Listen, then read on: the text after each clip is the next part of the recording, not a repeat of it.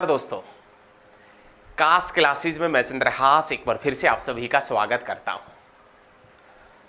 दोस्तों, जितना प्यार और सहयोग आप सभी ने पीछे बनाकर रखा है हमारे साथ में, उतना ही लगातार आप बनाए रखिएगा। और हमारे द्वारा दी गई जानकारी जो आपको अच्छी लग रही है तो आप कमेंट करके बताना जरूर कि हमारी वीडियो आपको कैसी लग रही है। हमारे द्वारा दी गई जानकारी बहुत अच्छी लगे तो इसको साझा भी करना। तो इस वीडियो के अंदर आज हम दोस्तों पढ़ेंगे महानदी के बारे में, सवर्ण रेखा नदी के बारे में, राउरकेला जिसे आप ब्राह्मणी नदी के नाम से जानते हैं उसके बारे में, और वैतरणी नदी के बारे में पढ़ेंगे।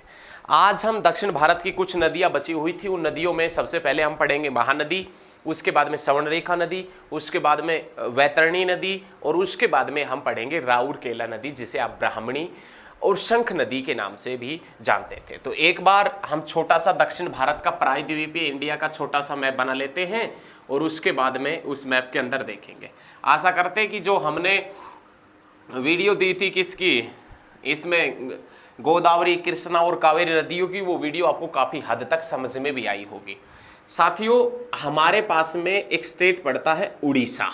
हमारे पास में एक स्टेट पड़ता है उड़ीसा, छत्तीसगढ़, ये सभी स्टेट हैं हमारे पास में ही पड़ते हैं। दक्षिण भारत के अंदर स्थित है, उड़ीसा के अंदर बहती है। उड़ीसा का कटक शहर महानदी के किनारे है, वो बताएंगे हम अभी। 1 मिनट का इंतजार कीजिए। तो आज हम इसके अंदर सबसे पहले हम बात करेंगे महानदी का।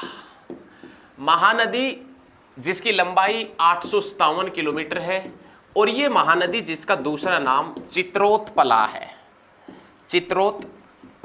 चित्रोत्पला इसका दूसरा नाम है। सॉरी, ये वही इस प्रकार से आएगा। महानदी जिसका दूसरा नाम चित्रोत्पला, महानदी जिसका दूसरा नाम क्या है तो आप बताएंगे चित्रोत्पला इसका दूसरा नाम है। यह नदी अमरकंटक पठार की सिहोवा पहाड़ियों से निकलती है। यह नदी अमरकंटक पठार, हमारे पास में जो अमरकंटक पठार है, अमरकंटक पठार की सिहोवा पहाड़ियों से निकलती है। यह अमरकंटक पठार की कौन सी पहाड़ियों से निकलती है साथियों, तो आप बताएंगे सिहोवा पहाड़ियां। कहने का मतलब ये जो महानदी है ये कौन से स्टेट से निकलती है, तो हमारे पास में एक स्टेट पड़ता है छत्तीसगढ़, और उस छत्तीसगढ़ में अमरकंटक पठार की सिहोवा पहाड़ियों से निकलने वाली नदी है कौन सी, तो आप बताएंगे कौन सी नदी है, तो आप बता देना महानदी। ये महानदी छत्तीसगढ़, मध्य प्रदेश और महाराष्ट्र से बहती हुई पारादीप के पास से बंगाल की खाड़ी में अपना जल गिराती है। महानदी जिसकी लंबाई 857 किलोमीटर है, ये महानदी अमरकंटक पठार की सिहोवा पहाड़ियों से निकलती है। छत्तीसगढ़, मध्य प्रदेश और उड़ीसा से बहती हुई उड़ीसा के पारादीप के पास से अपना जल बंगाल की खाड़ी में गिराती है। कौन सी नदी? महानदी। ये महानदी जिसके किनारे उड़ीसा का कटक शहर स्थित है। कटक जहां पर सुभाष चंद्र बोस का जन्म हुआ था। 23 जनवरी 1897 के अंदर शायद सुभाष चंद्र बोस का जन्म हुआ था। 23 जनवरी 1897 की घटना है जब सुभाष चंद्र बोस का जन्म हुआ था। तो ये चीज भी आपने याद रखनी। कटक उड़ीसा के अंदर। कटक कौन सी नदी के ऊपर पड़ता है, तो आप बताएंगे महानदी के ऊपर। और चावल अनुसंधान केंद्र, भारतीय चावल अनुसंधान केंद्र कहाँ है? कटक उड़ीसा के अंदर ही स्थित है। आलू अनुसंधान केंद्र पूछे तो शिमला में, चावल अनुसंधान केंद्र पूछे तो कटक उड़ीसा में। लेकिन अंतरराष्ट्रीय इंटरनेशनल लेवल का चावल अनुसंधान केंद्र पूछे कि अंतरराष्ट्रीय चावल अनुसंधान केंद्र कहाँ स्थित है, अंतर्राष्ट्रीय चावल अनुसंधान केंद्र की यदि बात की जाए तो अंतर्राष्ट्रीय चावल अनुसंधान केंद्र मनीला, फिलीपींस देश के अंदर स्थित है। मनीला, फिलीपींस के अंदर अंतर्राष्ट्रीय चावल अनुसंधान केंद्र स्थित है, याद रखिएगा। लेकिन भारतीय चावल अनुसंधान केंद्र कटक उड़ीसा में स्थित है। ये महानदी जिसके किनारे विश्व का सबसे लंबा बांध पड़ता है, जिसका नाम हीराकुंड बांध है। हीराकुंड जो बांध है, हीराकुंड बांध, ये कहां पर पड़ता है, तो आप बताएंगे उड़ीसा के अंदर पड़ता है। कौन सी नदी के ऊपर पड़ता है, तो आप बताएंगे महानदी के ऊपर पड़ता है। हीराकुंड बांध और तिरकपाड़ा बांध, एक बांध पड़ता है जिसका नाम है तिरकपाड़ा। तिरकपाड़ा बांध भी उड़ीसा के अंदर ही है, महानदी के ऊपर ही स्थित है। हीराकुंड बांध महानदी के ऊपर स्थित है, उड़ीसा के अंदर स्थित है। कहां पर स्थित है? उड़ीसा के अंदर स्थित है हीराकुंड बांध। हीराकुंड बांध की वैसे लंबाई देखी जाए तो 4.8 किलोमीटर, 4.8 किलोमीटर है। लेकिन इस बांध की सुरक्षा के लिए 10 किलोमीटर लेफ्ट साइड में, 10 किलोमीटर राइट साइड में मिट्टी के बांध बनाए गए हैं। इसकी टोटल लंबाई पूछे तो आप बताएंगे लगभग 25 किलोमीटर है, और वैसे लंबाई पूछे तो 4.8 किलोमीटर है। ये विश्व का सबसे लंबा बांध है। विश्व का सबसे लंबा बांध हीराकुंड बांध महानदी के ऊपर स्थित है। कौन से स्टेट के अंदर स्थित है तो आप बताएंगे उड़ीसा के अंदर स्थित है। उसके बाद में साथियों जो नेक्स्ट पॉइंट आता है उसमें नाम आता है सहायक नदियों का। सहायक नदियां कौन कौन सी है तो आप बताएंगे मांड, मांड, हंसदेव, मांड, हंसदेव, ईब, कौन सी मांड, हंसदेव, ईब, शिवनाथ, शिवनाथ, ओंग, ओंग, तेल, ओंग, तेल, ये सभी इसकी सहायक नदियां हैं। मांड, हंसदेव, ईब, शिवनाथ, ओंग, तेल, ये सभी कौन सी नदी की सहायक नदियां हैं तो आप बताएंगे साथियों महानदी की सहायक नदी है। कौन सी नदी की सहायक नदी है? महानदी की। तो ये महानदी से संबंधित क्वेश्चन थे।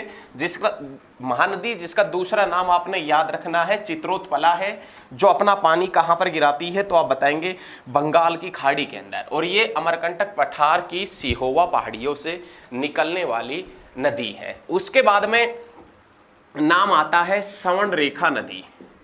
हम उसी स्वर्णरेखा नदी का जिक्र कर रहे हैं। ये छोटी नदियां, इनकी लंबाई वगैरह आपने याद नहीं रखनी। हम उसी स्वर्णरेखा नदी का जिक्र कर रहे हैं जिस नदी के किनारे भारत की स्टील सिटी स्थित है। भारत की स्टील सिटी के नाम से आप जमशेदपुर को जानते हैं, और जमशेदपुर स्वर्णरेखा नदी के ऊपर ही स्थित है। और इस स्वर्णरेखा नदी के ऊपर विश्व प्रसिद्ध एक वाटरफॉल भी है, एक जलप्रपात है जिसका नाम क्या है तो आप बताएंगे हुंडरू जलप्रपात। हुंडरू जलप्रपात स्वर्णरेखा नदी के ऊपर है। कहां पर स्थित है तो आप बताएंगे झारखंड के अंदर। याद रखिएगा, हुंडरू जलप्रपात, स्वर्णरेखा नदी, झारखंड। उसके बाद में देखें स्वर्णरेखा नदी कहां से निकलती है तो रांची एक शहर पड़ता है, रांची, और इस रांची से 16 किलोमीटर की दूरी के ऊपर एक स्थान है जिसका नाम है, एक स्थान है जिसका नाम है रानी चूहा। रांची से 16 किलोमीटर दूर रानी चूहा नामक स्थान से एक नदी निकलती है जिसका नाम है स्वर्णरेखा नदी। ये स्वर्णरेखा नदी झारखंड के रांची और सिंहभूम से बहती है। रांची और कौन से डिस्ट्रिक्ट से बहती है तो आप बताएंगे सिंहभूम डिस्ट्रिक्ट से बहती है। ये स्वर्णरेखा नदी जिसके किनारे भारत की स्टील सिटी जमशेदपुर स्थित है, और ये स्वर्णरेखा नदी जिसके किनारे हुंडरू जलप्रपात स्थित है। हुंडरू जलप्रपात है वो कहाँ स्थित है तो आप बताएंगे स्वर्णरेखा नदी के ऊपर। कौन से स्टेट में तो आप बताएंगे झारखंड के अंदर। अब हम बात करेंगे वैतरणी नदी की। वैतरणी नदी अब जो इसके बाद में जो नाम आता है वो साथियों कौन सी नदी का नाम आता है तो आप बताएंगे वैतरणी नदी। वैतरणी नदी छोटी नदी है, वैतरणी भी। ये नदी उड़ीसा की कयोझर पहाड़ियों से निकलती है। ये नदी उड़ीसा की कयोझर पहाड़ियों से निकलती है और कहां पर गिरती है? बंगाल की खाड़ी के अंदर गिरती। बस इतना ही पॉइंट है इसका। वैतरणी जो नदी है ये नदी उड़ीसा की कयोझर पहाड़ियों से निकलती है। ये जो नदी है उड़ीसा की कयोझर पहाड़ियों से निकलती है और अपना पानी बंगाल की खाड़ी में गिराती है, ये याद रखिएगा। उसके बाद में नाम आता है राउरकेला नदी। भाई ये भी एक छोटी नदी, छोटी नदियां हैं, ये सभी छोटी नदियां हैं, याद रखिएगा। राउरकेला नदी जिसे आप ब्राह्मणी नदी के नाम से भी जानते हैं। राउरकेला नदी जिसे किस नाम से भी जाना जाता है तो आप बताएंगे ब्राह्मणी नदी के नाम से भी जाना जाता है। ब्राह्मणी नदी को राउरकेला के नाम से इसलिए जानते हैं क्योंकि जो ब्राह्मणी नदी है इसके ऊपर राउरकेला शहर स्थित है। राउरकेला इंडस्ट्रियल एरिया भी है, राउरकेला शहर स्थित है, जिसके कारण इसे का नाम राउरकेला नदी हो गया। ये राउरकेला या ब्राह्मणी नदी दो नदियों की आपस की संयुक्त जलधारा है। दो नदियों की आपस की संयुक्त जलधारा है और कोयल व शंख नदी की संयुक्त जलधारा है। कौन सी नदी की? कोयल व शंख नदी की संयुक्त जलधारा है। ये चीज भी आपने याद रखनी है।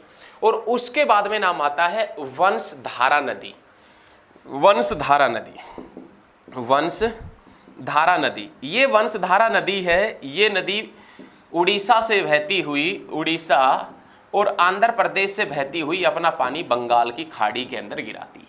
याद रखिएगा, वंशधारा नदी छोटी नदी है, ये उड़ीसा और आंध्र प्रदेश से बहती हुई बंगाल की खाड़ी में अपना पानी गिराती है। तो हमारे द्वारा दी गई जानकारी आपको अच्छी लगी हो तो वीडियो को आप शेयर कर देना।